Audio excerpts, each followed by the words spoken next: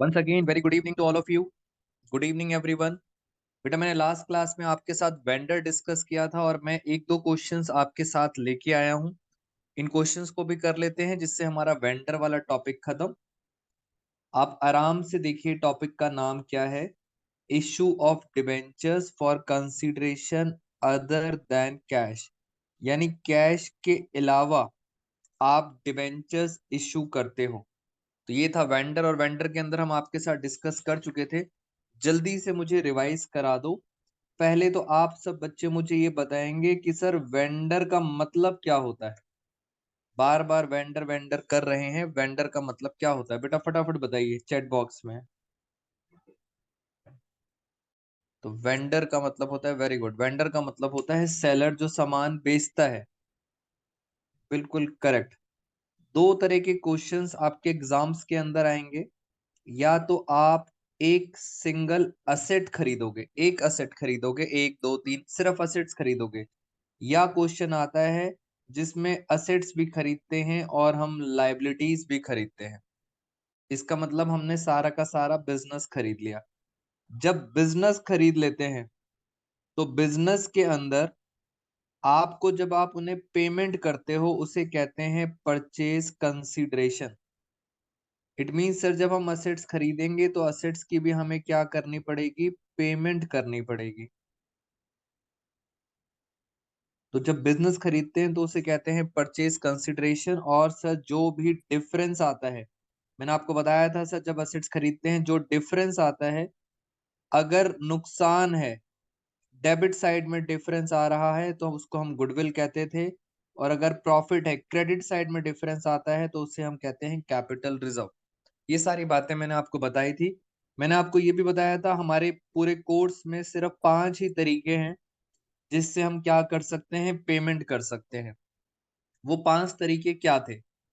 पहला तरीका था कैश, दूसरा तरीका था बैंक, तीसरा तरीका था शेयर्स, बेटा फटाफट रिवाइज करेंगे, फोर्थ था डिवेंचर, और फिफ्थ था बिल्स ऑफ एक्सचेंज यानी बिल्स पेबल। ये 5 तरीकों से आप क्या करते थे, पेमेंट। और अब हम आपके साथ कुछ टेक्निकल पॉइंट डिस्कस करेंगे, शायद आप उसके अंदर कुछ नया सीख पाए। आइए जरा बेटा ध्यान से, ये मेरे असाइनमेंट के क्वेश्चन से मैं आपके साथ जल्दी से डिस्कस करता हूं। हम स्टार्ट करते हैं क्वेश्चन नंबर 3 से, थोड़ा स्पीड से करेंगे। आर लिमिटेड ने एक्वायर्ड करी लैंड एंड बिल्डिंग। बिल्डिंग खरीदी 2 लाख की, मशीन्स खरीदी हैं 1 लाख की, और क्रेडिटर है 30,000 के। तो असेट भी खरीद ली और लाइबिलिटीज भी खरीद ली। किससे खरीदी है? फ्रॉम। कौन है ये बेटा? ये है एस लिमिटेड वेंडर। तो आपने एस लिमिटेड से बिल्डिंग खरीदी है, मशीन और उसके क्रेडिटर भी खरीद लिए। फॉर कितने रुपए में खरीदे हैं बेटा? कितने रुपए में खरीदे हैं जल्दी से बताइए, क्या लिखा है? 2,40,000 रुपए में खरीदे हैं। यानी इस 2,40,000 को पता है हम क्या बोलेंगे? This is called purchase consideration. Very good Riya. बेटा जितने में सामान खरीदा है उसे कहते हैं परचेज कंसिडरेशन। तो पहले तो हम पहली एंट्री करते हैं, असाइनमेंट का क्वेश्चन नंबर 3, फर्स्ट एंट्री। हमने लैंड एंड बिल्डिंग खरीदी, land and building account debit. कितने की बिल्डिंग थी? 2 लाख की। बड़ी सारी मशीन्स भी खरीदी, मशीन्स थी 1 लाख की। 3 लाख की असेट। और दोस्तों हमने लाइबिलिटी खरीदी, लाइबिलिटी का नाम है क्रेडिटर, क्रेडिटर है 30,000 के।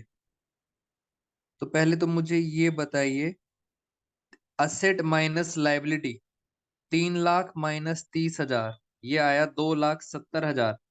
मगर वेंडर, वेंडर का नाम था एस लिमिटेड, और उससे कितने में सेटलमेंट हुआ बेटा? परचेज कंसिडरेशन कितने में सेटल हुआ?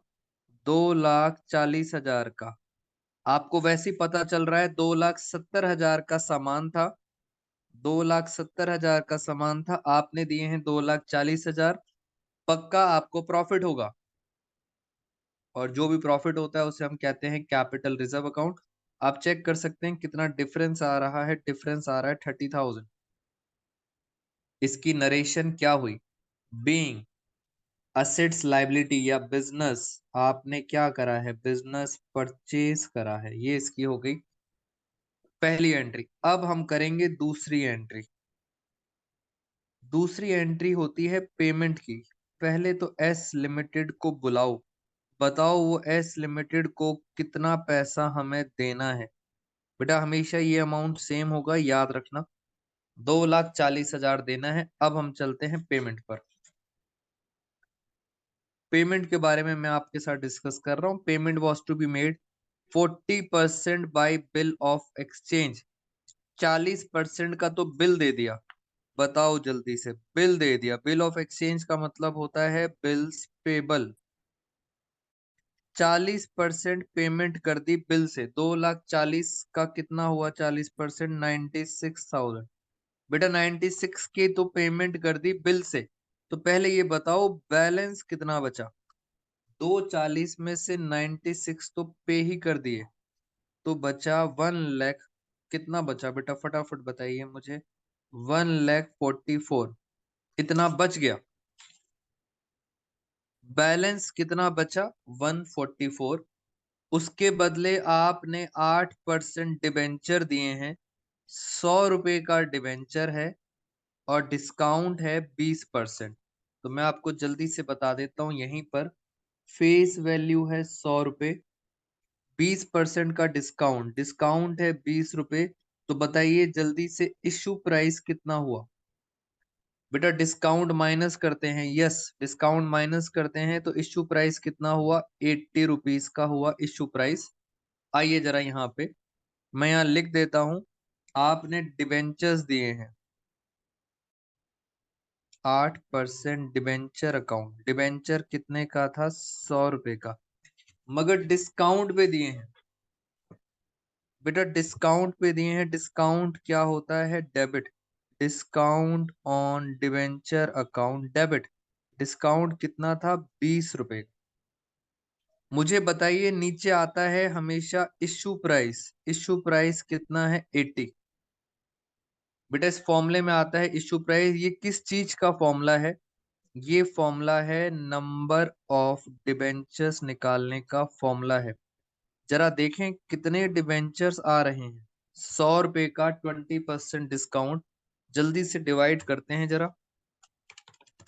1,44,000 डिवाइड बाई 80 तो कितना आ गया? वेरी गुड बेटा। कितने डिबेंचर्स आ गए? 1800 डिबेंचर्स आ गए। बस मल्टीप्लाई करो 1800 इंटू 20।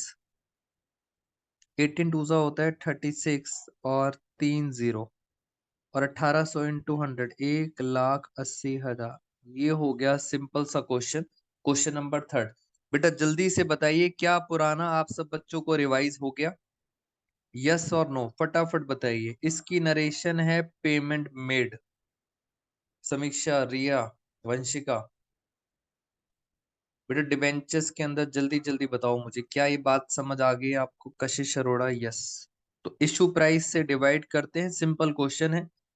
अश्मीत, कशिश, मैं ऐसे ही आपको एक दो और क्वेश्चन कराता हूं, बस वेंडर का टॉपिक खत्म। कुछ नया सीखेंगे आज की क्लास में।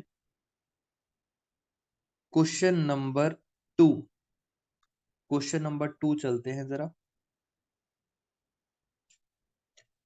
ए Limited acquired sundry assets. Assets खरीदी हैं 4 लाख की। सन्ड्री लाइबिलिटीज खरीदी हैं 50,000 की। इसका मतलब टोटल सामान कितने का है? बेटा लॉजिकली बताओ सामान कितने का खरीदा? असेट माइनस लाइबिलिटी कितने की हुई? 3,50,000 की। 3,50,000 की है। मगर आपने कितने में खरीदी? बहुत ध्यान से पढ़ना, कितने में खरीदी? 3,60,000। तो 350 का सामान अगर आप 360 में खरीदते हो तो क्या लगता है, प्रॉफिट हुआ या लॉस हुआ? बेटा क्या हुआ, प्रॉफिट हुआ या लॉस हुआ? इस 360 को बोलते हैं परचेज कंसिडरेशन। डेफिनेटली वंशिका 10,000 का क्या हो गया? लॉस हो गया। और उस लॉस को हम अपने अकाउंट्स में बोलते हैं goodwill. Sundry assets account debit. Simple simple है, सन्ड्री असेट्स खरीदे 4 लाख के। मैं क्वेश्चन को यहां रख देता हूं। 4 लाख के सन्ड्री असेट्स हैं। To sundry liability account, liability कितने की है? 50,000 की। और ये सामान आपने किससे खरीदा? B limited. बी लिमिटेड के आगे आएगा परचेज कंसीडरेशन। कितने में सामान खरीदा? 3,60,000 में सामान खरीदा। और इससे आपको पता चल गया डिफरेंस आ रहा है ऊपर, उसे कहते हैं गुडविल। कितने का डिफरेंस है? 10,000। Being business purchase. अब करेंगे पेमेंट की एंट्री। पहले बताइए, वेंडर का नाम है बी लिमिटेड। कितना पैसा मांग रहा है वो? 3,60,000। अब चलते हैं आगे, पेमेंट के बारे में पढ़ते हैं स्टेप बाय स्टेप। पेमेंट के बदले आपने डिबेंचर दिए हैं 100 रुपए के। दोबारा से डिस्काउंट आ गया 7%। दोबारा से डिस्काउंट आ गया 7%। तो मैं जल्दी से यहाँ पे लिखता हूँ। दोस्तों यहाँ पे कुछ शायद आप नया सीखेंगे, बहुत ध्यान से देखना। 6% डिबेंचर, मगर डिबेंचर आपने दिए हैं डिस्काउंट पर। Discount on debentures debit. कितने का था? डिबेंचर था 100 रुपए का और डिस्काउंट है 7%, 7 रुपए का। मुझे जल्दी से बताइए इशू प्राइस कितना हुआ? पेमेंट करनी है 3,60,000। बेटा इशू प्राइस बताइए। इशू प्राइस हुआ 93। मैंने एक क्वेश्चन क्यों पिक करा, अब आपको समझ आ जाएगा। सर एक दिक्कत आने वाली है और उस दिक्कत को बहुत ध्यान से देखेंगे। अगर हम इसको डिवाइड करते हैं 3,60,000, यहां से एक नया लेसन मिलेगा, डिवाइड बाय 93। बेटा कितना आ रहा है? आप कैलकुलेटर पे चेक करो, कैलकुलेटर पे चेक करो कितना आ रहा है। पॉइंट में आ रहा है फ्रेंड्स। यहाँ पे जो आपको नया चीज सिखाई है मैंने, वो है 3870.96। अब मेरी बात सुने सर, यहाँ पे क्या लेसन मिल रहा है आपको? हमेशा याद रखना, डेसिमल के बाद बेटा डिबेंचर्स हो या शेयर्स हो, डेसिमल में आप ना शेयर्स दे पाओगे ना डिबेंचर्स दे पाओगे। अब मैं आपके सामने दो ऑप्शन दे रहा हूं। बेटा दो ऑप्शन दे रहा हूं, क्या मैं इसको राउंड ऑफ कर दूं 3871, या मैं इसको राउंड ऑफ ना करूं? आपको क्या लगता है कौन सा ऑप्शन करेक्ट है? आप मुझे बताइए कौन सा ऑप्शन करेक्ट है, बताइए जल्दी जल्दी बोलो बेटा, कौन सा ऑप्शन सही लग रहा है? बस यही तो मुझे आपको सिखाना है। आप सब बच्चे बोलेंगे पहला ऑप्शन सही है। बेटा मैं आपको बता देता हूं ये गलत है। ऑलमोस्ट। Very good Riya. बेटा एक बात हमेशा ध्यान रखना, पेपर में आपको राउंड ऑफ राउंड ऑफ नहीं करना है। डेसिमल को राउंड ऑफ नहीं करना है, इस डेसिमल को इग्नोर करना है। यानी अगर मैं इसे इग्नोर करूंगा, कोई भी डेसिमल हो, तो मेरा करेक्ट आंसर कितना आएगा? 3870। यानी सर हम डेसिमल के बाद नॉर्मली राउंड ऑफ करते थे। 5 से ज्यादा है तो एक बढ़ा देते हैं, 5 से कम होता है तो एक लेस कर देते हैं, कुछ इस तरह की बातें। बट शेयर्स और डिबेंचर्स डेसिमल में नहीं दे सकते, इसलिए राउंड ऑफ नहीं करना। पूरे के पूरे डेसिमल को क्या करना है? इग्नोर करना है। इग्नोर करूंगा तो आंसर कितना आएगा? 3870। सर कहानी अभी खत्म नहीं हुई, अभी एक और दिक्कत आने वाली है। मैंने क्या करा, डेसिमल को इग्नोर कर दिया और नंबर ऑफ डिबेंचर्स कितने आ गए? 3870। अब जरा आप मेरे साथ देखो, 3870 को अगर हम 100 से मल्टीप्लाई करेंगे तो ये आएगा 3,87,000। और अगर हम इसको 7 से करते हैं, 3870 इंटू 7, ये आ रहा है 2790। ये आ रहा है 2790। सर ये एंट्री टैली नहीं करेगी बेटा, ये एंट्री टैली नहीं करेगी क्योंकि आपने इसे क्या करा है, आपने इसको इग्नोर करा है। डिफरेंस आएगा और जितने डेसिमल फ्रैक्शंस में आते हैं उसके बदले कंपनी आपको क्या दे देती है, कैश। बेटा चेंज, जैसे हम शॉपिंग करने जाते हैं तो चेंज के बदले वो आपको टॉफी पकड़ा देते हैं। अगर 1 रुपया चेंज बचता है तो या तो वो चेंज देते नहीं है या वो 1 रुपए की टॉफी पकड़ा देते हैं। तो जो भी डेसिमल वाली चीज है, इसका जो डिफरेंस आएगा 90 रुपीज। तो 90 रुपीज का जो डिफरेंस है उसके बदले कंपनी को क्या देना पड़ेगा, कैश में पेमेंट करनी पड़ेगी। तो ये आप एक नया पॉइंट सीखे हैं, कैश में पेमेंट करनी पड़ेगी जब भी डेसिमल में आंसर आएगा। मुझे बताइए क्या फ्रेंड्स ये बात समझ आई है आपको? बताइए जल्दी जल्दी से। बेटा ये कुछ नया सीखा है। अब मैं एक चीज और भी आपको करा देता हूँ, ऐसे ही नया नया सीखेंगे। याद रखना राउंड ऑफ नहीं करना बेटा, यही गलती होती है, राउंड ऑफ नहीं करना, इग्नोर करना है, इग्नोर। क्वेश्चन नंबर 1 पे आते हैं अब। कंपनी की असेट्स, क्वेश्चन नंबर 1। असेट्स हैं 3 लाख, लाइबिलिटी है 40,000। किससे खरीदा है? वाई लिमिटेड से। मेरे से क्वेश्चन पूछा गया था स्टूडेंट्स ने कि सर इसमें परचेज कंसिडरेशन नहीं दिया। बेटा जब परचेज कंसिडरेशन नहीं दिया होता तब वही होता है जो सिंपल क्वेश्चन में है। 3 लाख में से 40,000 लाइबिलिटी माइनस करो, वही परचेज कंसिडरेशन है। जैसे मैं आपको बताऊं, very good Vanshika. Sundry assets account debit, assets कितने के खरीदे हैं? 3 लाख के। बेटा कंफ्यूज नहीं होना। टू, सन्ड्री लाइबिलिटी, लाइबिलिटी खरीदी है 40,000 की। अब आपको ये नहीं पता कि परचेज कंसिडरेशन नहीं दिया तो जो आपका नेट आंसर बनता है वही परचेज कंसिडरेशन है। ना ही गुडविल आएगी ना ही कैपिटल रिजर्व आएगा। एंट्री टैली करनी है बेटा। परचेज कंसिडरेशन कितना आया? 2,60,000। क्वेश्चन को आगे लेके चलते हैं। यस बेटा, ना ही कोई गुडविल है ना ही कोई कैपिटल रिजर्व है। 2,60,000 का सामान आपने 2,60,000 में खरीद लिया, सिंपल बात। आगे बढ़ो। पेमेंट 30% इन कैश, 30% तो कैश में दे दी। मैं यहाँ लिख देता हूं टू कैश। 30% पेमेंट कैश हो गई। बताइए जरा, 2,60,000 का 30%, 78,000। ये लो 78,000 कैश दे दिया। बेटा 78 देने के बाद बताइए बैलेंस कितना बचा? बैलेंस बचा 1,82,000 लेफ्ट। Very good. कितना लेफ्ट बचा? 182।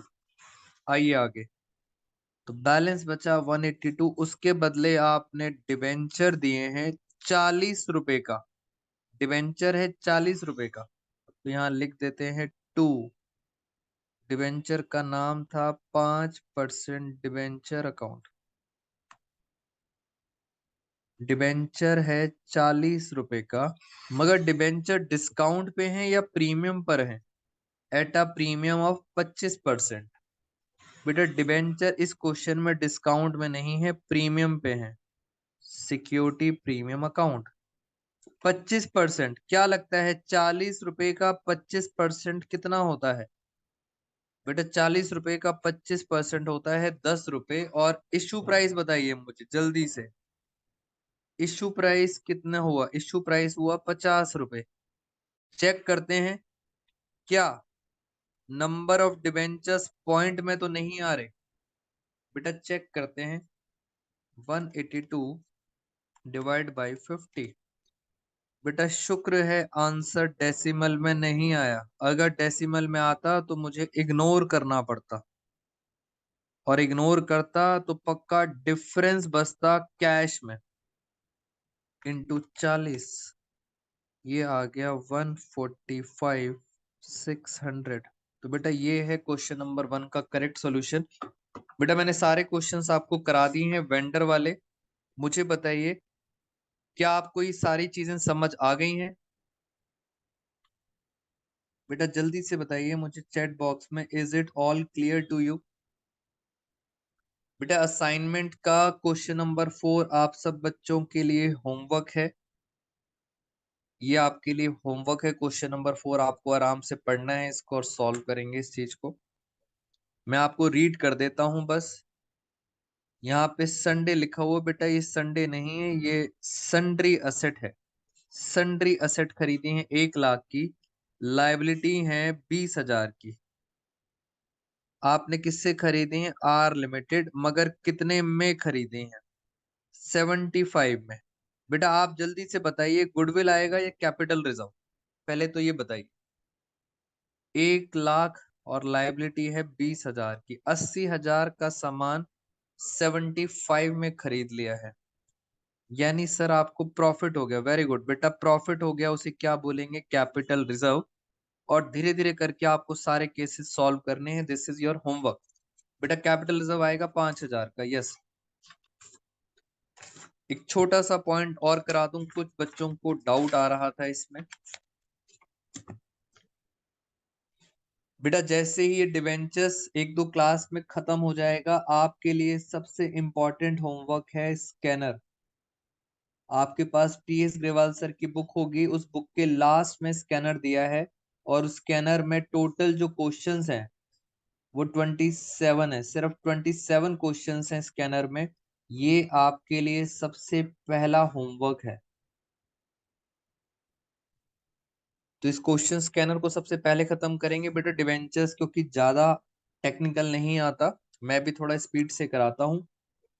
एक और भी कई चीजें आई जहां बच्चों को प्रॉब्लम आती है तो वो भी अदर देन कैश कंसिडरेशन, उसको भी समझ जाते हैं क्या करना है। एक जगह लिखा होता है कि आपने डिवेंचर्स इशू करे हैं टू प्रमोटर्स। प्रमोटर्स कौन होते हैं? बेटा प्रमोटर्स वो होते हैं जो कंपनी को स्टार्ट करने में हेल्प करते हैं, यानी कंपनी के जो फाउंडर होते हैं उन्हें कहा जाता है प्रमोटर्स। प्रमोटर्स कंपनी की हेल्प करते हैं कंपनी को फॉर्म करने में, इनकॉर्पोरेट करने में। वेरी गुड, यानी कंपनी बनाने में जो होते हैं उन्हें कहते हैं प्रमोटर्स। अब ऑफ कोर्स प्रमोटर्स ने इतनी हेल्प करी है कंपनी बनाने की। कंपनी बनाने का मतलब होता है रजिस्ट्रेशन, कंपनी को रजिस्टर करना। रजिस्टर का एक और नाम होता है, टेक्निकल नाम है इनकॉर्पोरेशन। इनकॉर्पोरेशन, तो ये नाम होते हैं।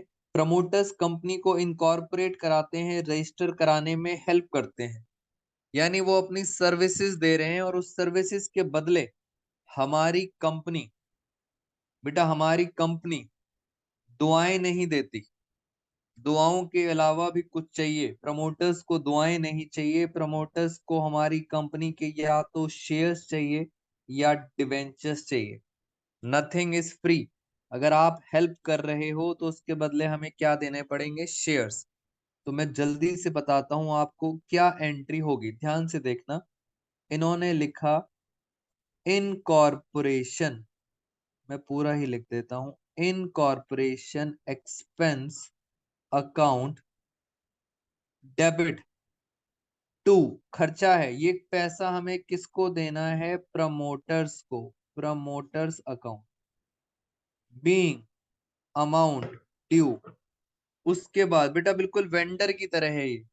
उसके बाद जैसे वहां पे वेंडर होते थे, यहाँ पे कौन बन गए? Promoters.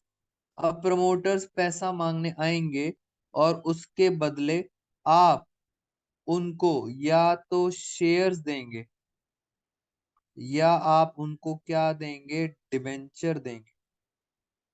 Being payment made, being payment made. तो बेटा ये एंट्री होती है आपकी, बिल्कुल वेंडर की तरह ट्रीट करना है। बस प्रमोटर्स को शेयर डिवेंचर्स दे देंगे, जैसे वेंडर चल रहा था वैसे ही है। 1 मार्क का क्वेश्चन स्कैनर में दिया हुआ है, इसलिए मैंने आपको करा दिया। और ऐसे ही एक और क्वेश्चन आपको और करा देता हूं। मुझे पहले ये बताइए, क्या आपको ये वर्ड आपने सुना है कभी, अंडर राइटर्स? पहले तो ये बताइए दोस्तों, क्या आपने ये वर्ड पहले सुना हुआ है, अंडर राइटर्स? यस। क्या होते हैं अंडर राइटर्स? बेटा अंडर राइटर्स कौन होते हैं, ये सब कुछ बिजनेस स्टडी में पढ़ाया जाता है। मैं आपको सिंपल इतना बता देता हूं, अंडर राइटर्स एक प्रकार के ब्रोकर होते हैं। एक प्रकार के ब्रोकर होते हैं। वो ब्रोकर का क्या काम होता है? उन ब्रोकर्स का काम होता है, हमारी कंपनी के जितने भी शेयर्स हैं या डिबेंचर्स हैं, इन शेयर्स और डिबेंचर्स को बिकवाना है, सोल्ड। जी समीक्षा, वो भी होता है और ये भी होता है जो मैं आपको बता रहा हूं। अंडरराइटर्स कौन होते हैं? ब्रोकर होते हैं जो हमारी कंपनी के शेयर्स और डिबेंचर्स को बिकवाने में हेल्प करते हैं। बेटा हेल्प करते हैं, प्लस अगर आपके शेयर्स डिबेंचर्स पब्लिक ने खरीद लिए, बहुत अच्छी बात है। बट अगर पब्लिक नहीं खरीदती तो अंडर राइटर्स खुद खरीदते हैं। यानी सर ये तो बहुत अच्छी बात हो गई। अंडर राइटर एक ऐसे ब्रोकर हैं जो हमारी कंपनी के शेयर्स डिबेंचर्स बिकवाते हैं। किसको बिकवाते हैं? पब्लिक को। और अगर पब्लिक नहीं खरीद पाती तो अंडर राइटर खुद खरीद लेते हैं। अंडर राइटर खुद खरीद लेते हैं। यानी अगर मैं आपको सिंपल वर्ड्स में बताऊं, बेटा सिंपल वर्ड्स में अगर मैं आपको समझाऊं, तो ये मेरी बिल्डिंग है, लैंड एंड बिल्डिंग। ये है हमारी लैंड एंड बिल्डिंग। मैंने ये लैंड एंड बिल्डिंग को बेचने के लिए एक ब्रोकर को अपॉइंट करा। मैंने ब्रोकर को कहा कि आप ये बिल्डिंग मेरी बिकवा दो, सोल्ड। और मैं आपको उसके बदले क्या दूंगा? कमीशन दूंगा। ब्रोकर को क्या दूंगा? कमीशन दूंगा। और अगर ये बिल्डिंग नहीं बिकी, अगर आपसे ये बिल्डिंग नहीं बिकी, तो ये बिल्डिंग आपको ही खरीदनी पड़ेगी। बेटा सोचो कितना कलयुग है। अगर ये बिल्डिंग नहीं बिकी तो ये बिल्डिंग अब इस ब्रोकर को ही खरीदनी पड़ेगी। कमीशन तो मैं आपको दूंगा ही दूंगा, बट बिल्डिंग आपको खरीदनी पड़ेगी। अगर ऐसी कोई ट्रांजैक्शन होती है तो इस ब्रोकर को हम टेक्निकली क्या बोलते हैं? अंडरराइटर्स। और इस बिल्डिंग की जगह क्या आ जाते हैं? शेयर्स, या क्या आ जाते हैं? डिबेंचर्स। तो दोस्तों अंडरराइटर्स एक बड़े लेवल पर ब्रोकर्स होते हैं, छोटे मोटे नहीं होते। ये बिजनेस स्टडी की बातें थी जो मैंने आपको बता दी। अकाउंट्स में दोस्तों बस एंट्री करनी है। हम लोग हैं मुंशी, हमें सिर्फ अपनी मुंशीगिरी पे ध्यान देना है। एंट्री क्या होगी मैं आपको बताता हूं। एंट्री होगी under writing commission. Under writing commission account debit. बेटा खर्चा है, जैसे ऊपर इनकॉर्पोरेशन एक्सपेंस था, यहाँ पे अंडर राइटिंग कमीशन है। ये पैसा हम किसको देंगे? ये देंगे हम अंडर राइटर्स को। बस अंडर राइटर्स को बुलाओ और उनको दे दो जो भी आपको अपनी कंपनी के देने हैं। शेयर्स देने हैं तो आप शेयर्स दे दो, डिबेंचर्स देने हैं तो आप डिबेंचर्स दे दो। तो सिर्फ 1 मार्क के लिए पढ़ेंगे, ज्यादा टेंशन नहीं लेनी। बिल्कुल वेंडर का कॉन्सेप्ट है। मुझे जल्दी से बताओ, क्या दोस्तों ये वाला पॉइंट क्लियर है आप सबको? छोटे सा टॉपिक था, मैं आगे चलना चाहूंगा। 1 1 मार्क्स में आएंगे फ्रेंड्स ये, इसमें कुछ ज्यादा टेक्निकल चीज नहीं है। बोलो जल्दी से। अमन, समीक्षा, वंशिका, रिया, कशिश अरोड़ा। यस क्लियर है आप सब बच्चों को। अश्मीत बेटा रिप्लाई करो। और कौन कौन है हमारे साथ? खुशबू, पूर्वी, शगुन, वंशिका, प्रीति। तो ये हमारा ये हमारा पॉइंट हो गया। आपके साथ अंडर राइटर्स भी हो गया, शेयर डिवेंचर्स भी हो गया, खत्म कहानी। बेटा 1 मार्कर स्कैनर में आएगा तो हम कर लेंगे। मैं अपने टॉपिक को आगे लेके चलता हूँ। मुझे आप ये बताइए, क्या हमने आपके साथ इंटरेस्ट ऑन डिवेंचर्स कर लिया था? बेटा बताओ जल्दी से, क्या इंटरेस्ट ऑन डिवेंचर्स कर लिया था हमने? नहीं करा। इंटरेस्ट ऑन डिवेंचर्स नहीं करा। IOD। जब भी आप डिवेंचर्स खरीदते हो, उसके ऊपर आपको क्या देना पड़ता है? इंटरेस्ट देना पड़ता है। जैसे एक क्वेश्चन लेके चलते हैं आपके साथ। आज मेरी कंपनी ने, बहुत छोटे छोटे टॉपिक हैं बेटा, 5-5 मिनट के टॉपिक हैं, जल्दी जल्दी समझेंगे। आज मेरी कंपनी ने डिवेंचर्स इश्यू करे, मैं आपको बता देता हूं, टोटल डिवेंचर्स इश्यू करे 2 लाख रुपए के। बेटा 2 लाख के डिवेंचर इश्यू करे, और मैंने कहा इसके ऊपर, ये एक तरह से क्या होता है डिवेंचर्स, मैंने आपको बताया था एक तरह से क्या होता है, लोन होता है। मैंने लोन लिया 2 लाख का, मैंने कहा इसके ऊपर मैं इंटरेस्ट दूंगा सालाना। कितना दूंगा? 12% पर एनम इंटरेस्ट दूंगा। मेरे से आपने पूछा सर इंटरेस्ट तो ठीक है, हर साल दोगे, पैसा कब वापस करोगे? मैंने कहा मैं आपका पैसा करूंगा आफ्टर 3 इयर्स, 3 साल बाद मैं आपका पैसा वापस करूंगा। तो पहला साल यहाँ खत्म, दूसरा साल यहाँ खत्म, तीसरा साल यहाँ खत्म, यहाँ पे मैं आपका पैसा वापस करूंगा और उसको बोलते हैं रिडम्पशन। बेटा वर्ड याद रखना, रिडम्पशन का मतलब है जब मैं आपका पैसा आपको वापस करूंगा। कितना पैसा लिया था मैंने आपसे? 2 लाख रुपए। मुझे 2 लाख रुपए वापस करने पड़ेंगे 3 साल बाद। मैं अभी इसकी बात नहीं कर रहा, मैं बस आपसे ये पूछ रहा हूं, पहले साल में मुझे आपको कितना इंटरेस्ट देना पड़ेगा? बताओ। 2 लाख का 12% कितना होता है? 2 लाख का 12% पूरे साल का। बेटे पूरे साल का कितना इंटरेस्ट देना पड़ेगा? 24,000। फिर अगला साल आएगा, अगले साल नेक्स्ट ईयर फिर मुझे आपको 24,000 रुपए इंटरेस्ट देना पड़ेगा। फिर लास्ट ईयर बेटा फिर इंटरेस्ट देना पड़ेगा, क्योंकि पेमेंट रिडम्पशन मैंने कब करी है? आखिरी दिन। तो मुझे हर साल आपको क्या देना पड़ेगा? इंटरेस्ट। बेटा हर साल इंटरेस्ट दूंगा, और हर साल अब मुझे आपको क्या सिखाना है? Journal entries. सिर्फ जर्नल एंट्री सीखनी है इंटरेस्ट की। मुझे इतना बताइए, ये इंटरेस्ट मेरे लिए इनकम है या एक्सपेंस है? बेटा बताओ, मेरे लिए इंटरेस्ट इनकम है या एक्सपेंस है? मेरे लिए फ्रेंड्स एक्सपेंस है, और सारे एक्सपेंस होते हैं डेबिट। तो मैं एंट्री करके दिखाता हूं आपको, interest on debenture account debit. खर्चा है बेटा, interest on debenture account debit. ये पैसा मैं किसको दूंगा? पब्लिक को। पब्लिक कौन है? Debenture holder. Being interest due. कितना दूंगा? 24,000। बस, खत्म। उसके बाद मैं आपको बुलाऊंगा। आप कौन है? आप हैं डिबेंचर होल्डर। मैं बोलूंगा कितने पैसे चाहिए? आप बोलोगे 24,000। मैं बोलूंगा ये लो चेक। बेटा मैंने चेक दे दिया 24,000 का, यानी मैंने आपको क्या कर दिया? पेमेंट कर दी। बताओ मुझे, क्या इंटरेस्ट की एंट्री समझ आई है?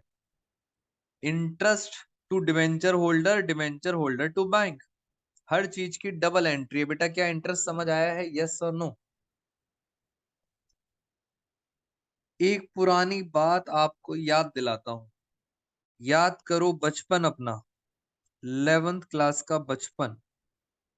बेटा बचपन में आप ट्रेडिंग अकाउंट बनाते थे। ट्रेडिंग अकाउंट के बाद आप बनाते थे P&L account, profit and loss account बनाते थे। मुझे बताओ सारे खर्चे कहाँ जाते थे? बेटा एक्सपेंसेस डेबिट में जाते थे या क्रेडिट में? बचपन याद करो, जल्दी से बताओ सारे एक्सपेंसेस कहाँ जाते थे? सारे एक्सपेंसेस जाते थे डेबिट साइड में। कितना खर्चा है? 24,000 का खर्चा है। मैं बस आपसे ये पूछना चाहता हूं, क्या इसकी जर्नल एंट्री आप मुझे बता सकते हैं? बेटा इस चीज की journal entry, profit and loss क्या हो रहा है? Debit. Profit and loss account, बेटा ये तो मैंने आपको बताया था एंट्री कैसे पास करते हैं। पी एंड एल क्या हो रहा है? डेबिट टू आईओडी, आईओडी खत्म, क्रेडिट बीइंग एक्सपेंस ट्रांसफर। तो पी एंड एल डेबिट हो रहा है। डेबिट कितने से हो रहा है? डेबिट 24,000 से। 24,000 से मैंने क्रेडिट कर दिया, खत्म हो गई। तो तीन एंट्री होंगी, ड्यू, पेमेंट और ट्रांसफर। पी एंड एल का फ्रेंड्स नाम चेंज हो गया है। पी एंड एल की जगह लिखा जाता है statement of P and L. यानी सर पहले अकाउंट होता था, 11th क्लास में अकाउंट होता था। अब अकाउंट नहीं लिखना, अब क्या बनाना है? Statement of P and L. यानी सर अब अकाउंट नहीं बनता, अब बनती है statement of P and L debit to IOD. तीन एंट्रीज हैं। पहले बताइए क्या ये टॉपिक समझ आया आपको? बोलो बेटा, आईओडी खत्म।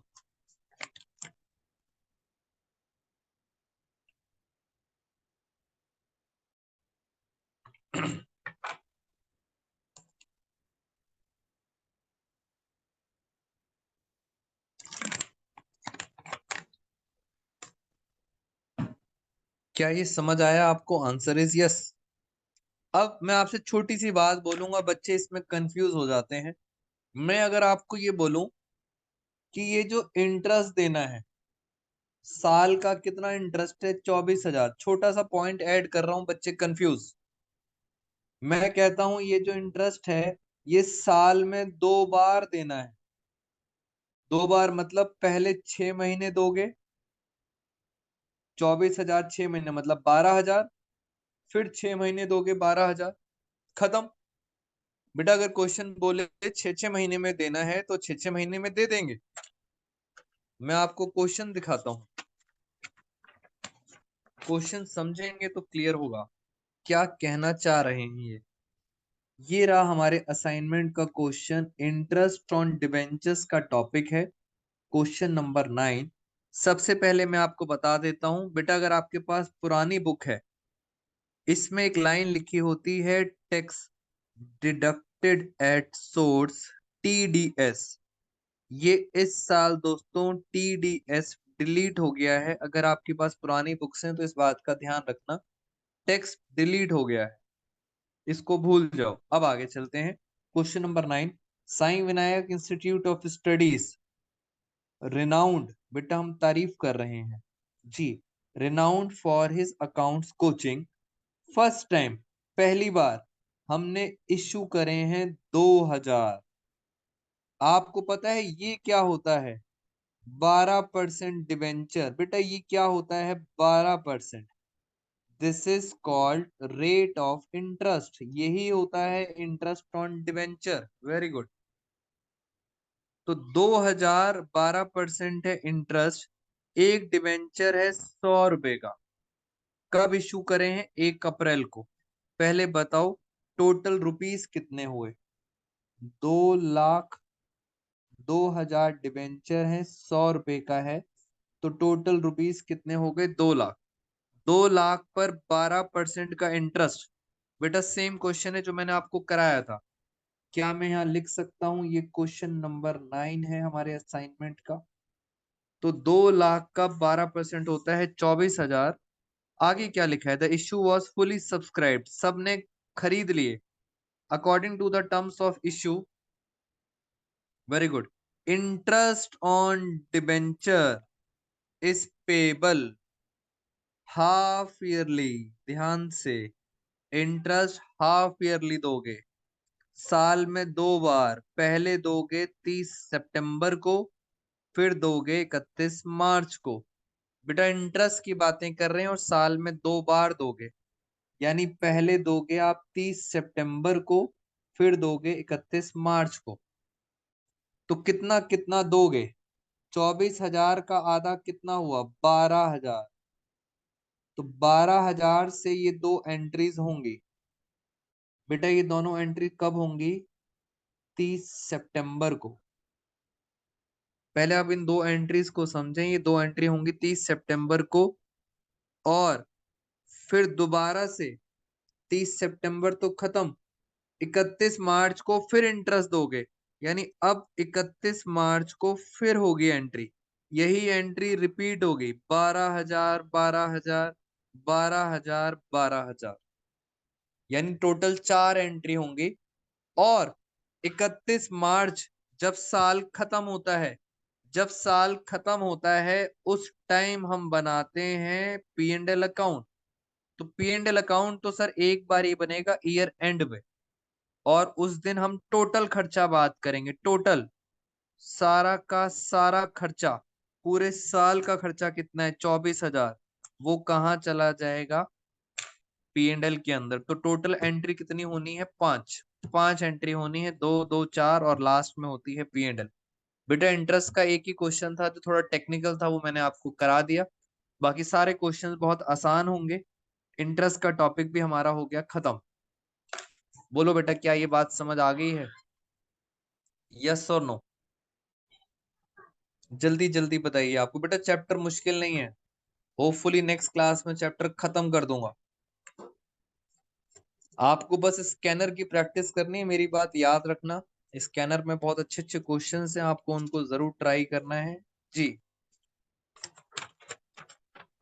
एक और 2 मिनट का टॉपिक है, एक और टॉपिक मैं आपको बता देता हूँ, वो भी खत्म। और आज की क्लास हम इस टॉपिक के साथ अपना खत्म करेंगे। एक और छोटा सा टॉपिक बेटा, 5 मिनट्स लगेंगे। टॉपिक को जरा समझते हैं। टॉपिक का नाम है कोलेट्रल सिक्योरिटी। सिक्योरिटी का मतलब होता है कुछ गिरवी रखवाना, कुछ गिरवी रखवाना। कोलेट्रल का मतलब क्या होता है? कोलेट्रल का मतलब होता है सेकेंडरी। सेकेंडरी का मतलब कुछ एक्स्ट्रा गिरवी रखवाना, कुछ एक्स्ट्रा गिरवी रखवाना। क्या मतलब है सर कोलेट्रल सिक्योरिटी का? अब और आगे चलते हैं। ये हमारी कंपनी है XYZ लिमिटेड। ये एक बैंक है, यस बैंक। बेटे बैंक है यस बैंक। हमारी कंपनी को पैसों की जरूरत थी, इसलिए हमारी कंपनी ने बैंक से लोन लिया। मान लेते हैं लोन लिया 2 लाख रुपए का। तो बैंक से हमारी कंपनी ने लोन लिया, कितना लिया? 2 लाख रुपए का लोन लिया। पहले तो ये बताओ, लोन लेने की एंट्री क्या होगी? बेटा लोन लेने की एंट्री होती है बैंक अकाउंट डेबिट। कितने का लोन लिया? 2 lakh. To bank loan account being loan borrowed from Yes Bank. बेटा लोन ले लिया, सिंपल कहानी खत्म हो गई। मगर दिक्कत ये है, बैंक आपको लोन ऐसे नहीं देती, आपको कुछ गिरवी रखवाना पड़ता है। बेटा कुछ गिरवी रखवाना पड़ता है। मान लेते हैं मेरे पास कार है, मेरे पास कार है। मैंने कार के जो पेपर होते हैं, जिसको आप आरसी कहते हो, वो पेपर यहाँ पे गिरवी रखवा दी। कार जो थी, कार की वैल्यू थी 2 लाख रुपए। बेटा कार के मैंने पेपर बैंक में गिरवी रखवा दी। पहली बात, मेरा आपसे क्वेश्चन, बेटा बैंक इस पेपर रख के क्या सेफ हो सकता है? सोचो आप। कार पे डेप्रिसिएशन लगता है, कार की वैल्यू कम होती है। तो बैंक बोलेगा नहीं, हम इससे सेटिस्फाई नहीं है। This is called primary security. Primary security है। बैंक कहता है हमें कुछ और भी रखवाओ एक्स्ट्रा। गाड़ी के कागज तो ठीक है, बट हम कुछ और भी रखवाना चाहते हैं, सेकेंडरी कोलेट्रल। हम कुछ और पे रखवाना चाहते हैं। मैंने कहा ठीक है, हम सोचते हैं। ये बताओ मुझे, मैंने अगर कार के पेपर्स रखवा दिए, यस खुशबू बिल्कुल सही बेटा, मैंने कार के अगर पेपर रखवा दिए, मेरा आपसे छोटा सा क्वेश्चन है, कार का मालिक कौन है? कार का मालिक हमारी कंपनी है या बैंक बन गया? आप सोच के बताओ, कार का मालिक कौन है? बेटा आपने बस कागज गिरवी रखवाए हैं, गिरवी, सिक्योरिटी में गिरवी रखवाए हैं, बेचे नहीं है। यानी कार का मालिक अभी भी कौन है? कंपनी ही रहेगी। इस बात को आप याद रखेंगे। मैं कुछ और भी गिरवी रखवा रहा हूं। मैंने अपनी कंपनी के डिबेंचर्स गिरवी रखवा दिए। मैं बार बार बोल रहा हूं, सिक्योरिटी में गिरवी रखवा दिए। मैंने अपनी कंपनी के 2 लाख के डिबेंचर्स गिरवी रखवा दी। तो ये जो मैंने एक्स्ट्रा सिक्योरिटी रखवाई है, this is called collateral security. बेटा 2 लाख के डिबेंचर्स मैंने गिरवी रखवा दिए। मेरा पहला क्वेश्चन आप ध्यान से बताएंगे, क्या यस बैंक हमारी कंपनी का डिबेंचर होल्डर बन गया? क्या यस बैंक हमारी कंपनी का डिबेंचर होल्डर बन गया? एमसीक्यू आएगा बेटा पेपर में। Sameeksha, Kashish, Vanshika, answer is no. Very good बेटा, जैसे कार का वो मालिक नहीं बनता, ऐसे ही वो डिबेंचर होल्डर नहीं बनेगा। क्या उसको इन डिबेंचर्स के ऊपर इंटरेस्ट मिलेगा? Interest, again answer is no. बेटा जब डिबेंचर होल्डर ही नहीं है तो इंटरेस्ट भी नहीं मिलेगा। एमसीक्यू याद रखना। अब एक बच्चा बोलता है, अगर आपने इस लोन की पेमेंट नहीं करी, बेटा सोचो आप, अगर आपने इस लोन की पेमेंट नहीं करी, वापस नहीं करा, तो क्या वो कार का मालिक बन जाएगा? बैंक, बेटा क्या वो कार का मालिक बन जाएगा? Answer is yes. क्या वो डिबेंचर होल्डर भी बन जाएगा? Answer is yes.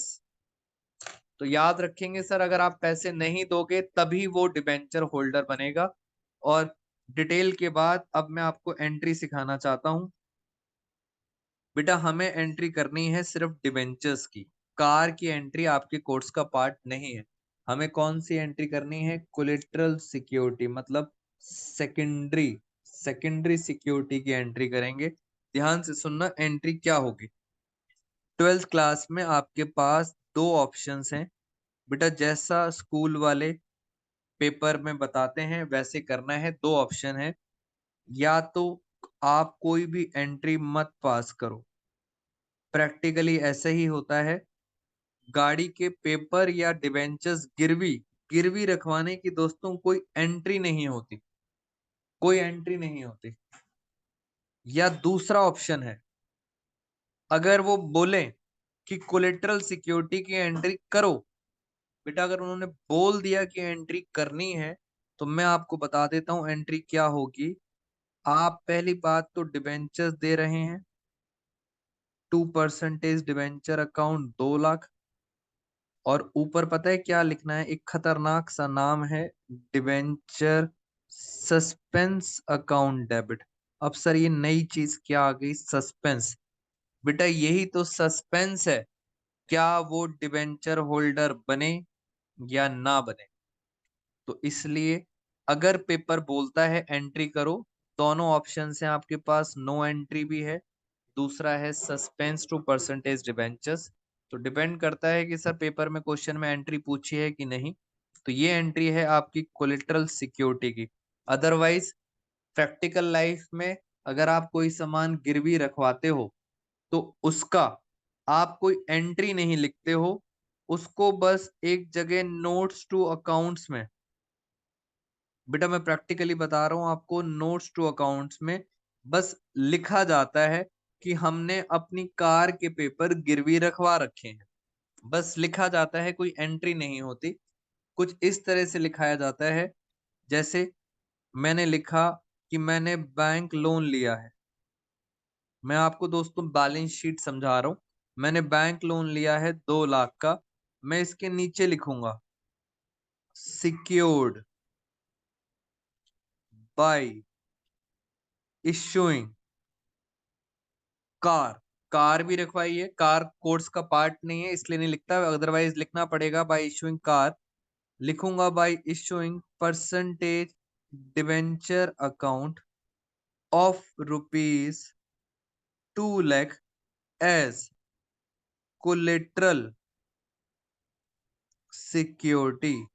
बस ऐसे करके आपको कहीं लिखना होता है जिससे पता लग जाए कि आपने 2 लाख की कोलेटरल सिक्योरिटी है। और जो 2 लाख कार रखवाई थी बेटा, कार, कार होती है प्राइमरी सिक्योरिटी। तो आपके कोर्स का पार्ट नहीं है इसलिए मैं इसके बारे में डिस्कशन नहीं कर रहा हूं। This is called presentation. तो आप कभी भी पेपर में लिखेंगे तो आपको बैंक लोन के नीचे ये लाइन लिखनी पड़ेगी बेटा, it is a part of your presentation. याद रखना, एक एंट्री का तरीका है, एक तरीका है प्रेजेंटेशन का। तो फ्रेंड्स यहाँ पे कोलेटरल सिक्योरिटी का मैं आपको क्वेश्चन दिखाता हूं। ये देखो, इस क्वेश्चन के साथ आज की क्लास को हम एंड करेंगे। क्वेश्चन नंबर 8, कंपनी ने लोन लिया है 60,000 का फ्रॉम बैंक। लोन लेने की एंट्री आपको आती है no doubt. Giving plant and machinery, बेटा machinery as a primary security.